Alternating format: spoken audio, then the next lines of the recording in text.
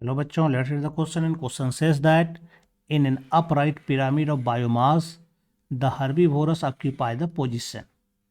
तो चलिए जानते हैं इसका क्या आंसर हो सकता है। इसका की कॉन्सेप्ट जानते हैं।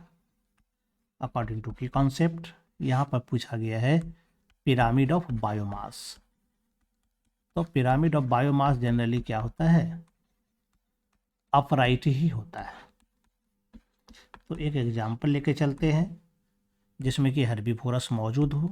जैसे कि अगर हम एक ग्रासलैंड इकोसिस्टम लेके चले तो यहाँ पर मान लेते हैं ये ग्रास है ना, और ये ग्रास हॉपर है जो कि हर्बीवोरस है, और ये उसको खाने के लिए फ्रॉग है, और ये स्नैक है ना।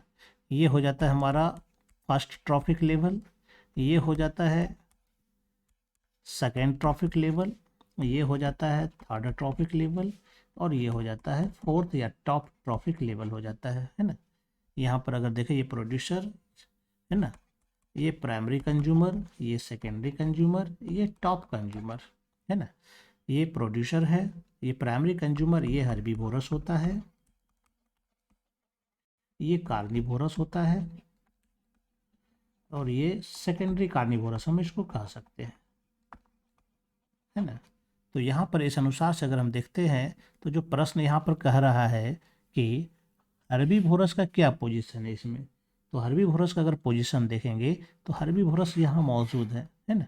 तो ये स्तर है हर्बीवोरस का, यानी कि दूसरे नंबर पर ये मौजूद है, सेकेंड ट्रॉफिक लेवल ये बनाता है ना। यानी कि अगर इसका ग्राफिकल रिप्रेजेंटेशन भी करे तो ये कुछ इस तरह से तैयार होगा।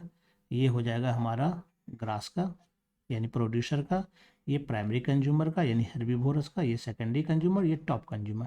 तो ये दूसरे नंबर पर हमारा आता है, यानी कि यहाँ पे आंसर ये चौथा नहीं होगा, दूसरा नंबर बी में है, ये सही होगा, ये नहीं होगा, ये भी गलत है। तो सही आंसर जो हमारे पास आएगा वो कौन सा होगा, बी नंबर होगा 2, है ना, दूसरे पोजीशन पर। I hope you understand it well and best of luck. Thank you.